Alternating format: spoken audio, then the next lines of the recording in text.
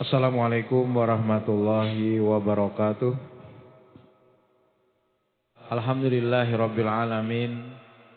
Nahmaduhu wa nasta'inuhu wa nastaghfiruh wa na'udzu billahi min syururi anfusina wa min sayyiati a'malina. May yahdihillahu fala mudhillalah wa may yudlil fala hadiyalah. Asyhadu an la ilaha illallah wahdahu la syarikalah wa asyhadu anna Muhammadan abduhu wa rasuluh la nabiyya ba'dah. Allahumma salli wa sallim ala nabina Muhammad wa ala alihi wa ashabihi ajma'in amma ba'du. Qala Allah ta'ala a'udzu billahi minasyaitonir rajim. Ya ayuhan nasu taqu rabbakumul ladzi khalaqakum min nafsin wahidah wa khalaqa minha zawjaha wa batha minhuma rijalan katsiran wa nisaa'a. Wattaqullaha alladzi tasaaluna bihi wal arham innallaha kana 'alaikum raqiba ma ba'du. Bapak-bapak, ibu-ibu, hadirin wal hadirat jamaah salat maghrib rahimani wa rahimakumullah. Puji serta syukur marilah bersama-sama kembali kita panjatkan kehadirat Allah Subhanahu wa taala atas limpahan segala nikmat dan karunia-Nya jualah. Sehingga pada kesempatan di malam hari ini memasuki tanggal 3 Rabiul Akhir 1445 Hijriyah. Allah masih memberikan kepada kita semua kesehatan atau juga keafiatan. Terlebih lagi adalah nikmat iman dan Islamnya yang senantiasa melingkupi kita semua. Yang dengan kenikmatan iman dan Islam itulah memudahkan langkah kaki kita untuk menuju salah satu daripada rumah-rumahnya untuk melaksanakan sholat berjamaah. Semoga Allah senantiasa melimpahkan kepada kita juga keberkahan di dalam hidup ini. Amin ya rabbal alamin. Maknal barakah, apa yang dinamakan dengan berkah itu? Berkah bukan hanya sekedar kita mendapatkan kenikmatan-kenikmatan, atau juga ketika seseorang ditimpa kesenangan-kesenangan, diberikan kepadanya kesenangan. Yang namanya berkah itu ternyata bukan hanya demikian. Tetapi sekalipun seseorang mendapatkan musibah, atau mungkin juga sedang mendapatkan cobaan sebagaimana saudara-saudara kita di tanah Palestina sana, yang saat ini mereka dibombardir oleh tentara Zionis Israel, tapi bisa jadi itu adalah merupakan berkah bagi mereka. Kita dalam keadaan nikmat, sehat, aman. Apakah itu juga berkah bagi kita? Tergantung dari apakah segala keadaan itu bisa mendekatkan diri seseorang kepada Allah Subhanahu wa taala. Ketika saudara kita di sana, mereka berperang, mereka menghadapi serangan-serangan Zionis Israel, tapi ternyata tetap menjadikan diri mereka, keadaan mereka semakin dekat kepada Allah. Itu artinya adalah walaupun mereka sedang dalam keadaan himpitan yang demikian, justru itu adalah merupakan berkah bagi mereka. Dan kematian mereka adalah merupakan kematian dalam keadaan syahid atau juga syuhada. Salawat dan salam semoga senantiasa tercurah kepada Nabi kita Muhammad sallallahu alaihi wasallam beserta keluarga, para sahabat, tabi'in serta pengikut beliau yang senantiasa istiqomah menjalankan sunnah-sunnah makbulahnya hingga akhir zaman. Bapak Ibu sekalian yang dirahmati Allah, kita akan membacakan beberapa hadis Nabi sallallahu alaihi wasallam yang mana nantinya itu adalah hadis dan mana yang maksudnya adalah yang berasal dari Nabi. Mana juga di antara derajat hadis itu yang kualitasnya mungkin nanti ada yang dhaif, maka kita juga harus menjelaskan. Hadis yang pertama adalah an Abi Hurairah radhiyallahu an qala Rasulullah sallallahu alaihi wasallam. Dari Abu Hurairah radhiyallahu an, Rasulullah sallallahu alaihi wasallam pernah bersabda, "Idza jalasa baina syu'abihal arba' tsumma jahadaha." Apabila seseorang berada di antara 4 cabang. Kemudian dia pun mempergaulinya. Faqad wajabal ghuslu, maka wajib baginya untuk mandi. Nah, disebut dengan mandi janabat atau juga karena hadas besar. Hadis riwayat muttafaq alaih atau juga Bukhari dan Muslim. Wazada Muslim, dan ditambahkan dalam riwayat Muslim, wa illam yunzil, sekalipun tidak mengeluarkan. Mengeluarkan di sini maksudnya adalah mengeluarkan mani. Jadi ketika seseorang melakukan hubungan suami istri, entah mengeluarkan ataupun tidak, maka sudah wajib baginya untuk mandi. Nah, jadi Bapak Ibu sekalian yang dirahmati Allah, yang namanya ketentuan tentang mandi itu adalah ada beberapa sebab tentunya. Pertama, karena seorang wanita selesai daripada haid misalnya, atau selesai daripada nifas, dan nifas itu ada juga di antara mereka yang operasi, Pak.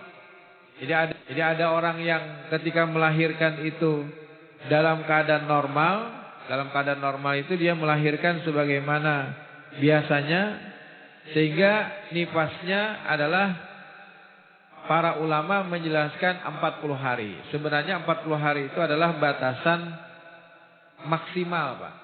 Jadi batasan maksimal itu biasanya adalah 40 hari. Tapi ada juga seseorang yang ketika dia melahirkan ternyata melalui operasi. Dan operasi itu tentunya berbeda dengan melahirkan secara normal.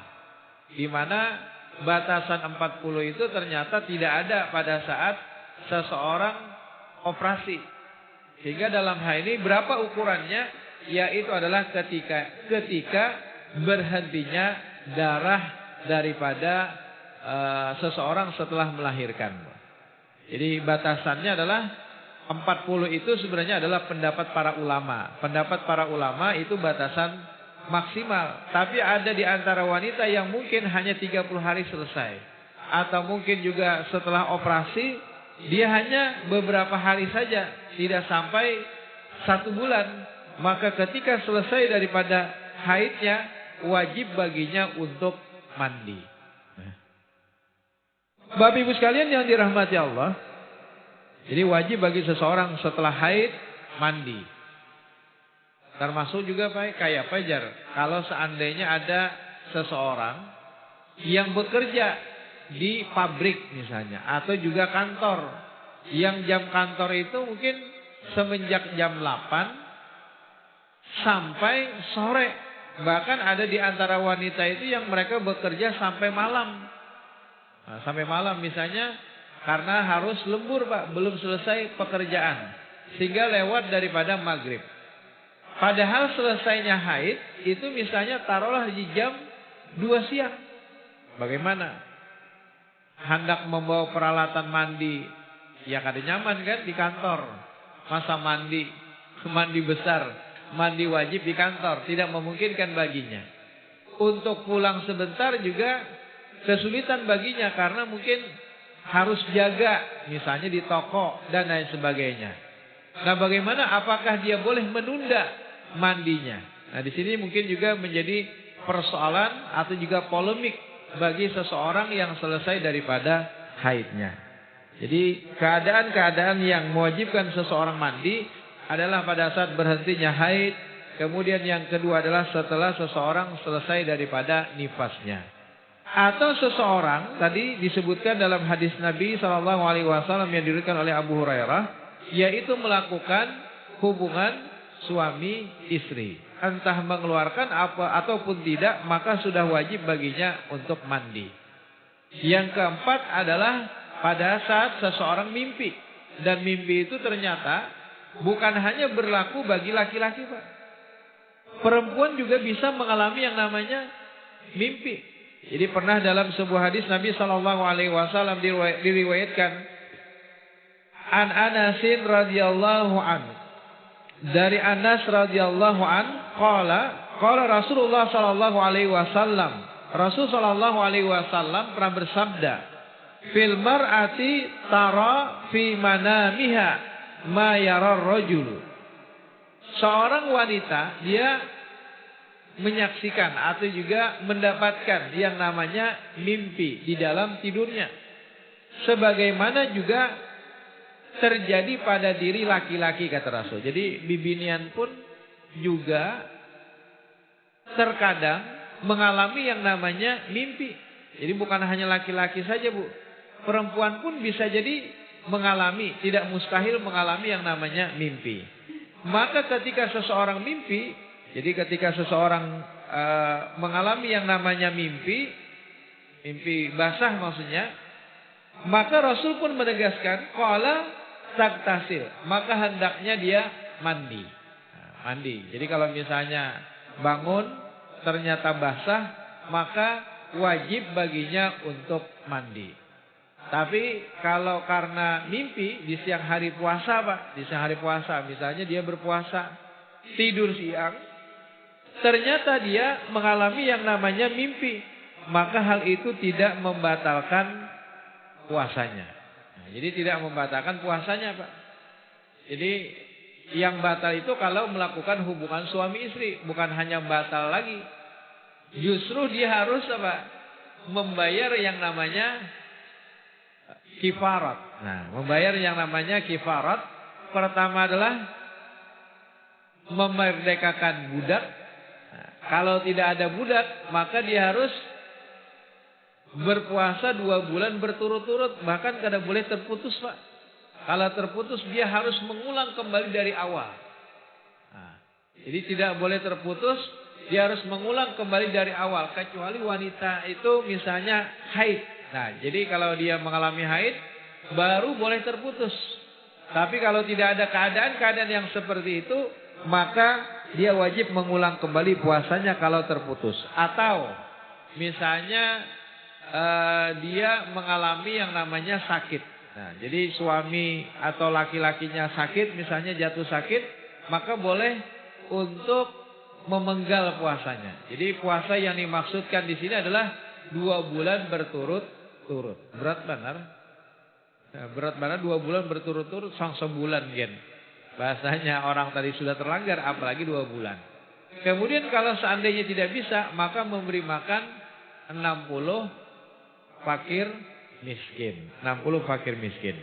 Nah, Bapak Ibu sekalian yang dirahmati Allah, tetapi pada saat seseorang mengalami mimpi di siang hari puasa, maka puasanya tidak batal.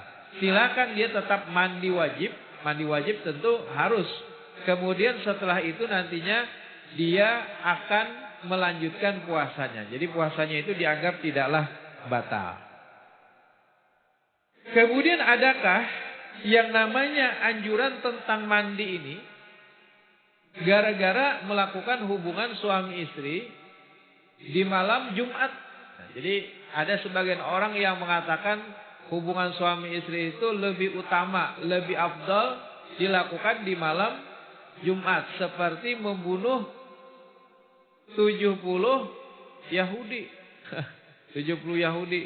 Jadi sore hari Sidin, Kamis itu sudah siap-siap Sidin. Nukar jamu menjamu. Karena papian aku Sidin hendak membunuh 70 Yahudi. Padahal kalau Sidin hendak tinggal terbang aja ke Gaza. Bunuhin itu yang namanya orang-orang Yahudi. Nah, jadi sebenarnya tidak ada, Pak. Tidak ada riwayat yang menjelaskan tentang perkara itu. Padahal ini sudah dipahami semenjak turun-temurun dari bahari. Dari bahari. Selentingan-selentingan itu. Jadi dari matan orang bahari itu memahami yang demikian, padahal itu tidak ada asalnya. La aslalahu, tidak ada asalnya. Dari mana, Pak, berita itu? Yang dikatakan kalau seseorang melakukannya di malam Jumat, maka seperti tadi membunuh 70 Yahudi. Yang ada itu adalah riwayat. Nah, kalau yang berdasarkan hadis yang sahih, itu adalah riwayat dari Abu Dzar Al-Ghifari. Nabi SAW, kata Abu Dzar, pernah bersabda, hubungan antara kalian, maksudnya suami istri, adalah sedekah. Jadi pada saat itu Nabi bersabda hubungan antara kalian suami istri adalah sedekah. Lalu para sahabat pun bertanya, wahai Rasul, apakah yang demikian itu? Bahasanya, nah kayak itu aja sedekahlah Rasul. Jadi para sahabat mempertanyakan, menyaksikan masa yang seperti itu saja dianggap seperti sedekah. Kemudian selanjutnya Rasul Shallallahu Alaihi Wasallam pun menjawab. Jadi kata mereka, wahai Rasulullah, apakah dengan kami mendatangi istri kami dengan syahwat itu berpahala atau sedekah? Maka Rasul menjawab, bukankah jika kalian melakukannya kepada orang yang bukan mahramnya, maksudnya kepada orang yang bukan istrinya, maka itu adalah sesuatu yang diharamkan atau mendapatkan dosa. Oleh karenanya jika kalian melakukannya pada orang yang halal, tentu kalian akan mendapatkan pahalanya. Jadi bagaikan seseorang bersedekah. Jadi kada perlu menunggu malam Jumat, urusan menunggu malam Jumat kan. Malam apa saja, maka itu adalah bagian daripada sedekah. Nah, ada memang riwayat yang lain yang menegaskan tentang hal yang utama, terutama adalah sebelum menghadiri sholat Jumat. Ini dalam hadis yang diriwayatkan oleh Aus bin Aus, ia berkata, Rasulullah Shallallahu Alaihi Wasallam pernah bersabda, barang siapa yang mandi pada hari Jumat, mandi pada hari Jumat bukan hanya sekedar menghadiri sholat Jumat, karena kalau menghadiri sholat Jumat itu pahalanya hanya sunnah saja, Pak. Maksudnya mandi untuk menghadiri sholat Jumat itu pahalanya hanya sunnah saja. Ini bukan. Barang siapa yang mandi pada hari Jumat dengan mencuci kepala dan juga anggota badan yang lain. Yang dimaksudkan di sini apa, Pak? Maksudnya adalah mandi janabat. Jadi setelah melakukan hubungan suami istri pada saat di hari Jumat itu. Nah, ini baru ada keutamaannya. Jadi dia mencuci kepala dan juga anggota badannya karena dia tadi melakukan hubungan suami istri. Lalu ia pergi di awal waktu atau ia pergi dan mendapatkan khutbah yang pertama. Lalu ia mendekat pada imam, mendengar khutbah serta diam. Maka setiap langkah kakinya terhitung seperti puasa dan salat setahun, Pak. Nah, jadi ini ada keutamaannya. Jadi berdasarkan hadis ini, yaitu kalau melakukannya di hari Jumat, bukan malam Jumat, di hari Jumat, yang sebelum nantinya dia menghadiri sholat Jumat, dia mandi janabat, bukan mandi sunnah tadi, bukan. Kalau mandi sunnah kan pahalanya hanya sunnah, tapi mandi janabat yang sebelumnya dia melakukan hubungan suami istri, maka baginya adalah pahala seperti terhitung puasa dan sholat setahun, Pak. Luar biasa. Nah, jadi kalau hendak mengamalkan ini, Pak, ini hadisnya sahih. Hadisnya sahih, silahkan. Dan ini justru yang memang ada fadilatnya atau juga keutamaannya. Nah, Bapak Ibu sekalian yang dirahmati Allah, jadi tidak sebanding dengan apa yang selama ini berseliweran di telinga masyarakat kita. Jadi kadang-kadang malam Jumat itu nang dijadikan sebagai alasan. Nah, jadikan sebagai alasan hendak membunuh 70 Yahudi Jasidin. Nah, kemudian selanjutnya adalah zada Muslim, ditambahkan dalam riwayat Muslim. Faqalat Ummu Salamah, berkatalah Ummu Salamah, wa hal yakunu hada? Wahai Rasul, kata Ummu Salamah, apakah yang namanya wanita itu bisa juga mengalami yang namanya mimpi? Mengalami yang namanya mimpi. Qala, kemudian Nabi pun menjawab, na'am, famin aina yakunu syabah. Lalu dari mana datangnya kemiripan itu? Kalau bukan karena memang kenyataannya seperti itu, kata Nabi. Jadi itu adalah sesuatu yang memang terjadi pada diri wanita sebagaimana juga dialami oleh seorang laki-laki. Kemudian selanjutnya adalah wa an Aisyah radhiyallahu anha qalat, dari Aisyah radhiyallahu anha ia berkata, kana Rasulullah sallallahu alaihi wasallam, adalah Rasul sallallahu alaihi wasallam yaktasilu min arba, mandi dari 4 perkara. Pertama adalah minal janabah, karena junub atau juga hadas besar, Pak. Jadi ini sudah kita bahas tadi. Yang kedua adalah wa yaumal jum'ah. Jadi mandi di hari Jumat dan hukumnya hanya sunnah saja. Kalau misalnya nih pian kada mandi di hari Jumat langsung menghadiri salat Jumat sepanjang pian sudah wudu, maka itu sah.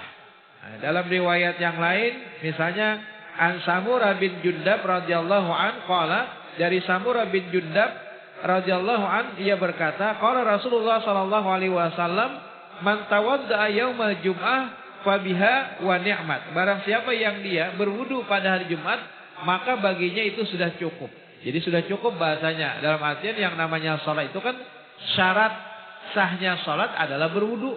Jadi kalau misalnya dia tidak mandi, yang penting dia sudah berwudu ketika ingin menghadiri sholat Jumat, maka itu sudah dianggap boleh atau juga sah.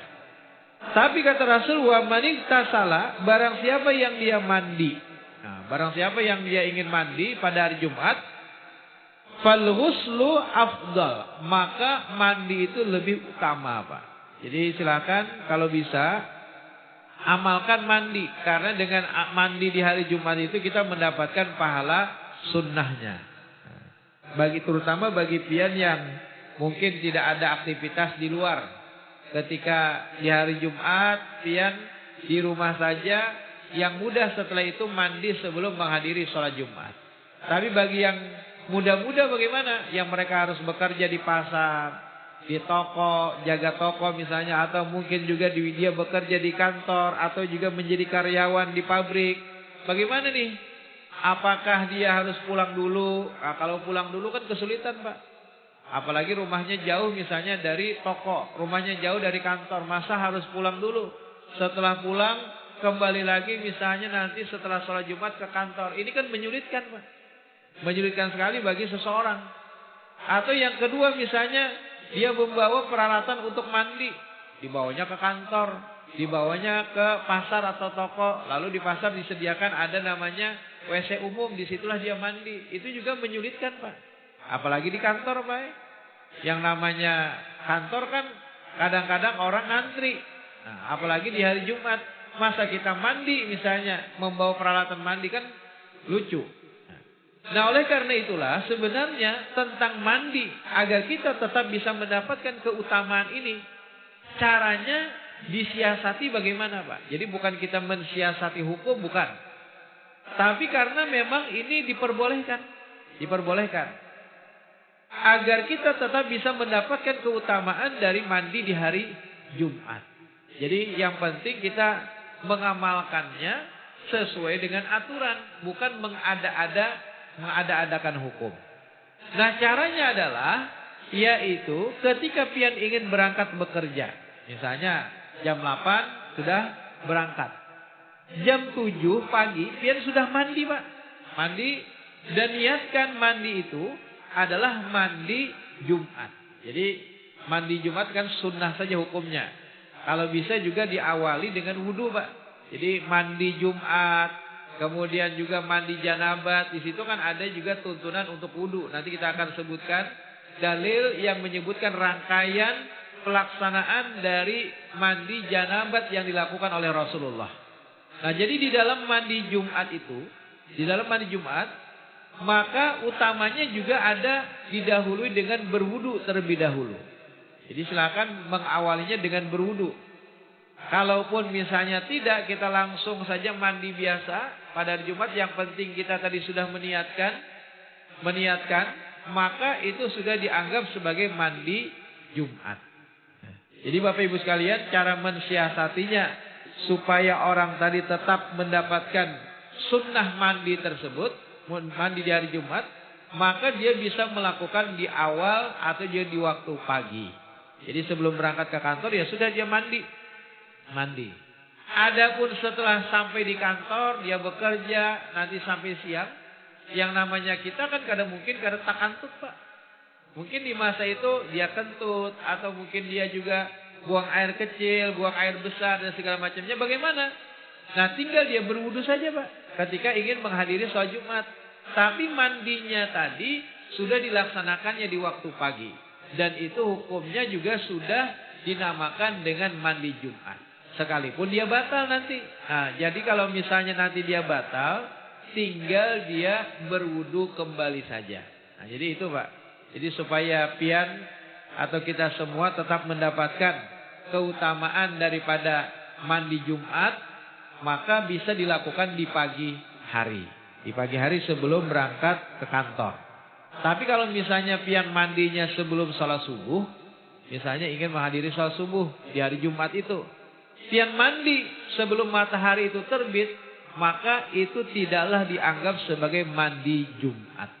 Nah, jadi mandi Jumat itu bisa diniatkan, bisa dilakukan setelah matahari terbit atau menjelang sholat Jumat. Menjelang sholat Jumat.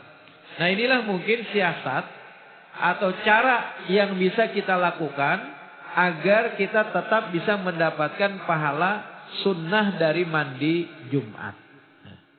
Kemudian ada lagi hadis yang lain, lanjutan dari hadis ini maksudnya, Nabi mandi dalam 4 perkara. Pertama tadi minal janabah, yang kedua adalah wa yaumal jum'ah.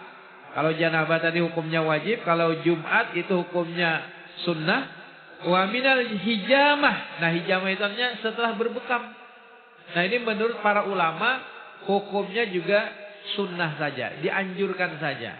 Misalnya imbah pian mengeluarkan darah kotor, lalu setelah itu pian mandi, maka itu hanya hukumnya anjuran saja, bukan menjadi perkara yang wajib. Jadi kalau misalnya kita mengeluarkan darah kotor, kita kadang mandi pun tidak ada masalah Pak. Karena itu bukan hadas besar. Jadi bukan hadas besar. Kayak kita juga urut, wajiblah mandi. Kada. Cuma kan kada nyaman, awak nih imbah minyak-minyak keurutan kan. Alangkah baiknya kita mandi juga. Nah, itu hanya sekedar kebersihan saja, untuk menjaga kebersihan. Nah, kalau hijamah ini menurut sebagian ulama atau juga jumhur kalau tidak salah mengatakan hukumnya adalah hanya sunnah saja, anjuran saja. Tapi bukan perkara yang wajib. Kemudian begitu juga wa min ghuslil mayyit, yaitu adalah setelah memandikan jenazah. Nah, memandikan jenazah ini juga hukumnya adalah anjuran aja Pak. Jadi beberapa waktu yang lalu ulun juga pernah menjelaskan tentang persoalan ini.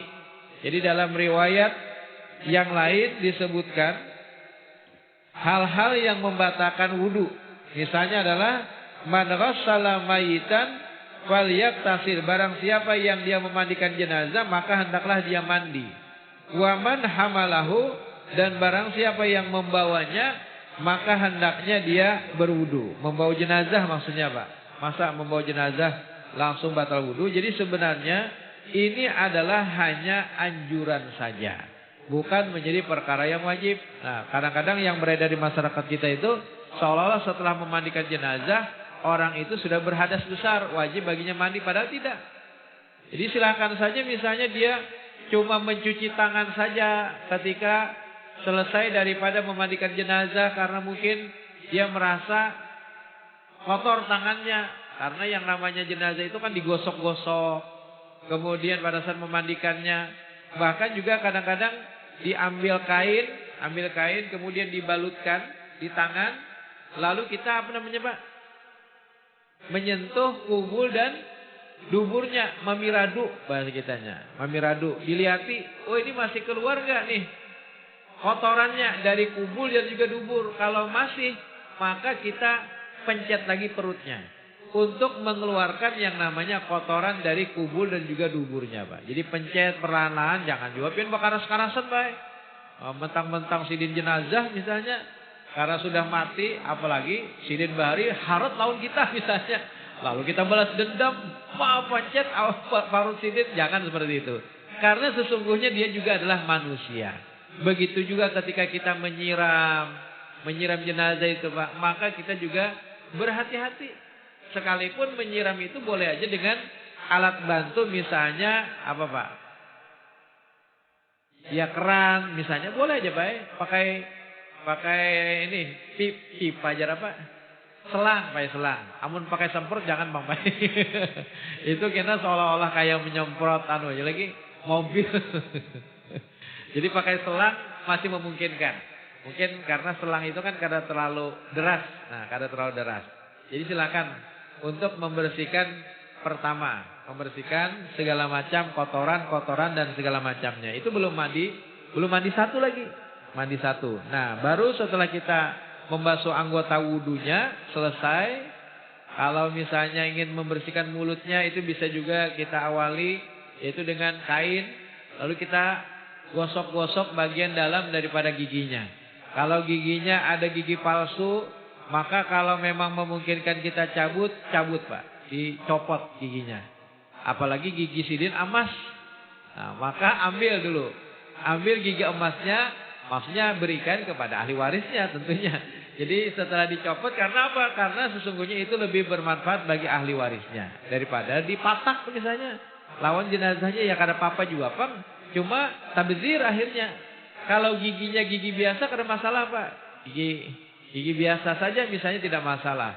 Karena sulit misalnya mencopot giginya ya sudah diandak aja Pak kada usah. Kalau usah dipian cabut-cabut tidak mengapa. Nah Bapak Ibu sekalian yang dirahmati Allah. Jadi ketika memandikan jenazah itu kan tangan kita kotor. Pada saat itu menggosok-gosok dan segala macamnya. Bahkan tadi memiradu. Maka anjurannya adalah sunnahnya mandi. Sunnahnya ya mandi. Wa min ghuslil mayyit, daripada memandikan jenazah. Tapi itu hanya sekedar anjuran saja, bukan menjadi perkara yang wajib. Jadi kalau misalnya dia hanya sekedar untuk membasuh tangannya saja, ya kada masalah. Jadi sekali lagi tidak ada riwayat yang menyebutkan wajibnya mandi bagi seorang yang sudah memandikan jenazah. Yang ada itu adalah hanya bagi mereka yang menyambut jenazah di dalam. Maksudnya di liang lahat kan ada beberapa yang menyambut jenazah. Tidak boleh yang di dalam kubur itu, yang berada di dalam kubur itu, yang mereka melakukan hubungan suami istri di malam harinya. Itu tidak boleh.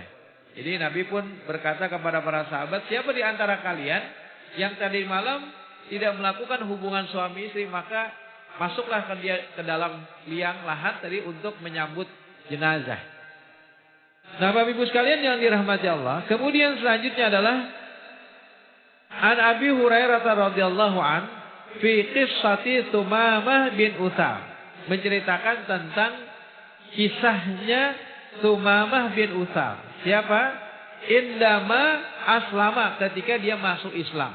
Jadi ketika Tumamah masuk Islam, maka wa amarahun Nabi sallallahu alaihi wasallam ayyagtasila. Nabi pun memerintahkan kepadanya untuk mandi. Hadis riwayat Abdul Razak, kemudian juga muttafaq alaih atau juga Bukhari dan Muslim.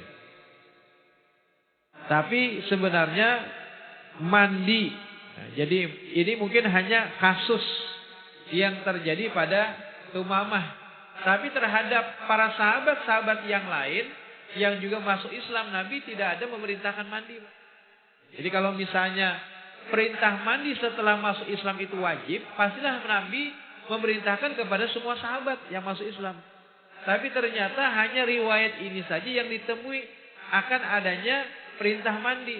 Itu artinya menurut para ulama, mandi ketika masuk Islam itu adalah hanya sunnah atau juga anjuran saja. Jadi yang penting orang itu sudah bersyahadat.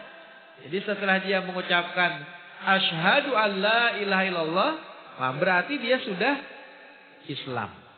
Nah, jadi dia sudah Islam, bukan ditandakan dengan mandi. Sekalipun dianjurkan baginya setelah itu mandi.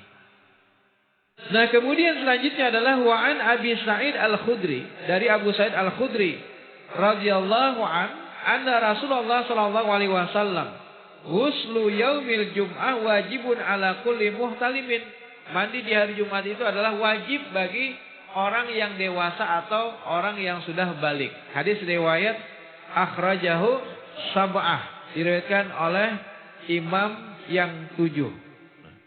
7 ini yang dimaksudkan 7 ini adalah Ahmad, Bukhari, Muslim, Abu Daud, At-Tirmizi, Nasai dan juga Ibnu Majah. Nah, jadi diriwayatkan oleh banyak para mukharijul hadis. Tapi Pak, nah ini kalau kita membaca hanya hadis ini saja Pak, maka itu kalau kita ingin menukilkan hukum, kita tidak cukup hanya membaca 1-2 hadis Pak. Ketika kita ingin menukilkan hukum, maka kita harus mengumpulkan hadis-hadis yang lain yang juga berkenaan dengan tema yang sama Pak. Misalnya tadi hadis yang pertama yang menjelaskan tentang mandi Jumat tadi. Kemudian hadis yang berikutnya yang menegaskan bahwa cukup bagi seseorang berwudu saja ketika ingin menghadiri sholat Jumat. Tapi kalau dia mandi maka itu lebih afdal, lebih utama. Nah kemudian dikumpulkan dengan hadis-hadis yang lain juga. Maka disimpulkan bahwa yang namanya mandi untuk menghadiri sholat Jumat itu hukumnya sunnah saja. Kalau dalam hadis yang ketiga tadi kan yang ulun bacakan wajib katanya. Padahal sebenarnya itu adalah hanya anjuran saja, sunnah saja. Jadi kalau misalnya orang hanya mencuplik hadis ini saja seolah-olah mandi Jumat itu wajib, padahal tidak Pak. Padahal itu hukumnya hanya lebih afdal atau juga lebih utama. Nah kemudian selanjutnya adalah Wa'an Abi Sa'id Al-Khudri. Dari Abu Sa'id Al-Khudri radhiyallahu an qala Rasulullah sallallahu alaihi wasallam. Rasul sallallahu alaihi wasallam pernah bersabda, "Idza ata ahadukum ahlah." Apabila kalian mendatangi, apabila salah seorang di antara kalian mendatangi keluarganya, maksudnya mendatangi istrinya, Pak. Mendatangi keluarga ini maksudnya istri. Tsumma arada ayyauda, kemudian dia ingin mengulangi kembali. Falyatawadda bainahuma wudu'an, maka hendaklah dia berwudu di antara keduanya, Pak. Jadi jangan asal nyosor aja. Jangan asal bahasanya melakukan saja, tapi sebaiknya dia ketika ingin mengulangi itu wudu terlebih dahulu. Kalau mandi kedinginan Jasidin, berapa kali mandi, maka sekurang-kurangnya ketika dia ingin melakukan kembali paling tidak dia harus berwudu. Nah, walaupun hukumnya hanya anjuran atau juga sunnah saja. Jadi kalau misalnya mandi ya silakan, tentu lebih baik. Tapi kalau misalnya berwudu saja itu juga sudah cukup. Cuma nanti ketika dia ingin sholat, nah baru dia mandi terlebih dahulu. Nah, jadi anjuran kalau bisa setiap kali melakukan hubungan suami istri, dia ingin mengulang kedua dan seterusnya, maka hendaknya dia paling tidak berwudu di antara keduanya. Bahkan berwudu itu utama, Pak. Apalagi ketika orang itu hendak guring lagi, Pak. Nah, jadi wudu itu bukan hanya sekedar untuk sholat. Ketika seseorang ingin tidur, maka berwudu lebih utama. Karena sesungguhnya apa, Pak? Malaikat akan mendoakan orang yang tidur dalam keadaan berwudu. Malaikat itu akan berada di selimut mereka, kemudian mendoakan, ya Allah ampunilah akan si fulan ketika dia balik ke kanan, ketika dia balik ke kiri, ya Allah ampunilah akan si fulan. Ketika orang tadi bergerak di dalam tidurnya, maka malaikat akan mendoakan, Pak. Jadi doa malaikat itu luar biasa. Maka itu jangan lupa ketika kita hendak guring berwudu. Nah, termasuk juga adalah ketika seseorang setelah melakukan hubungan suami istri, maka ketika dia ingin tidur, maka hendaknya paling tidak berwudu dulu, Pak. Nah, jadi kalau mandi mungkin kesungsungan, mandi misalnya kesungsungan, paling tidak berwudu. Karena sesungguhnya ada beberapa golongan yang tidak akan didekati oleh malaikat, Pak. Siapa mereka? Pertama adalah orang yang tidur dalam keadaan junub. Nah, jadi kalau ada orang guring, Pak, dalam keadaan junub, maka orang itu tidak akan didekati oleh malaikat. Nah, atau dalam riwayat yang lain disebutkan bahwasanya Nabi SAW ketika beliau dalam keadaan junub, maka ketika beliau ingin makan, maka paling tidak jika beliau tidak mandi dulu, paling tidak beliau berwudu. Jadi sunnahnya ketika hendak makan berwudu, atau ketika hendak minum, kalau Nabi dalam keadaan janabat, maka Nabi berwudu. Apalagi ketika hendak guring, ketika kita dalam keadaan junub, maka paling tidak kita berwudu terlebih dahulu. Nah, demikian mungkin yang bisa ulun sampaikan pada kesempatan di malam hari ini. Jadi dalam riwayat Aisyah tadi disebutkan qalat Karena Rasulullah sallallahu alaihi wasallam yanamu wa huwa junubun, adalah Nabi sallallahu alaihi wasallam beliau tidur dalam keadaan junub min ghairi ayyamasa ma. Nah, Bapak Ibu sekalian yang dirahmati Allah, jadi anjuran mandi walaupun ini hanya sekedar sunnah saja, tentunya ini adalah merupakan sesuatu yang ya bagus untuk dilakukan. Apalagi ketika seseorang ingin melakukan satu perbuatan baik. Ketika kita ingin belajar, wudu dulu, bagus. Ketika kita ingin bekerja, wudu dulu, bagus. Nah, tetapi tadi tentunya sesuai dengan kemampuan kita masing-masing. Demikian yang bisa saya sampaikan, lebih dan kurangnya mohon maaf. Subhanakallahumma wa bihamdika asyhadu an la ilaha illa anta astaghfiruka wa atubu ilaik. Wassalamualaikum warahmatullahi wabarakatuh.